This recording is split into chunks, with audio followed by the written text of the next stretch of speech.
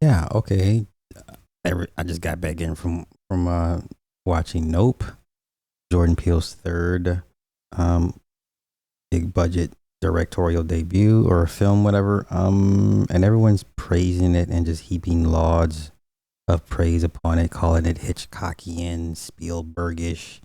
Um, okay, that's cool. Listen, for me, I loved Get Out. I enjoyed Us. This one, I was struggling to stay awake. Um, all right, so opening shot for those that follow my other channels. Gordy the monkey, the chimp, attacks his co-workers or co-stars. The opening shot is of the girl whose face was basically eaten off by Gordy.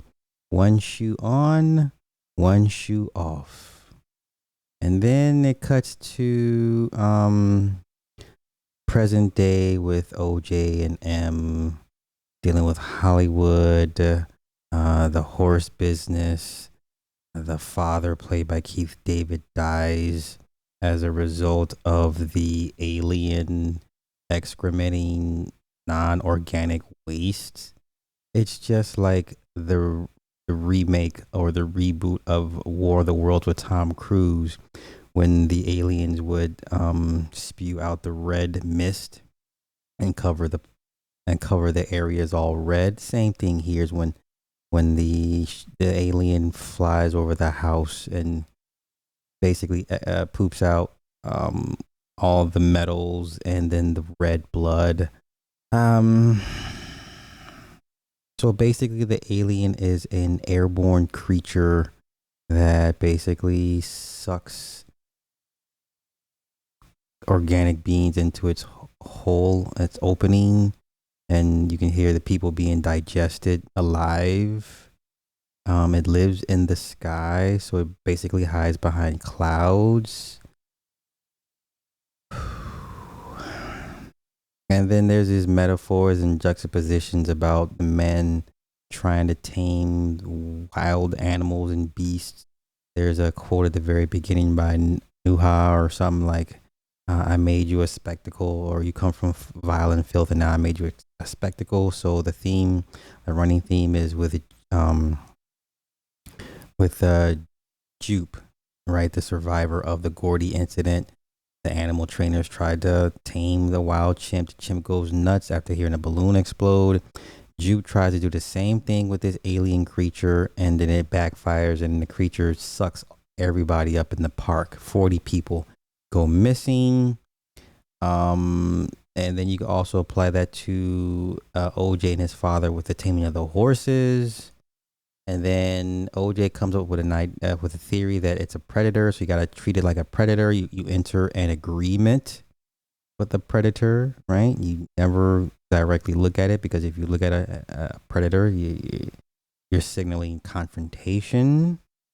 So and then the antlers wants to help them catch the money shot so they can, as M wants to be get famous off of this. Um, yeah, so the creature comes and tries to suck them all in, and they all pretty much survive except Antlers. Antler sacrifices himself, saying no one deserves a perfect shot because they had a plan to lure it out into the open and get the perfect shot. I'm still debating if OJ is alive because at the end, yes, you see OJ standing at the sign, but the sign says out yonder. So I'm not sure if M was, not hallucinating, but imagining OJ there because we don't see what happens to OJ after she rides off on the electrical vehicle, on electrical motorcycle, because, he was trying to lure it away from her. And then she was like, no. And then she gets on a bike and it follows her. Then it unfurls into this giant cape. Like, I don't know, man. And then at the end, she releases a giant balloon. And then the creature thinks it's something to eat. And the creature tries to eat the giant balloon and it explodes. And then at the end, here comes the news folks and the police. And, man, listen, I didn't enjoy this the way everybody else did. The excitement levels was not there for me. I could be wrong, but man, this was just like blah. You know, it was decent, but like I said, I was struggling during the melodramatic parts. I was, the character building, and we don't get much of a backstory of where the creature comes from. We don't get a backstory at all. I mean, there's some shots of it inside. I guess the one cool shot was as the people were being sucked into it, and you see one lady sliding up, and she's being slowly by digested, and she's screaming, and you can hear people screaming. I mean, I get it. Black man support black man endeavors. So I mean, it was what it was. Y'all have a good one. Peace.